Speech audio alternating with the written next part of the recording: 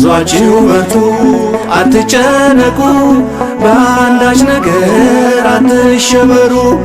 የተዋሕዶ ልጆች በአገር ውስጥና በውጭው ዓለም የምትኖሩ በወጀብና በመከራ ውስጥ አለው ልጆቼ አይዟችሁ የሚል የተስፋ አምላክ ነው የምናመልከው የተቆረጠውን የሚቀጥል። አይዟችሁ በርቱ አትጨነቁ በአንዳች ነገር አትሸበሩ።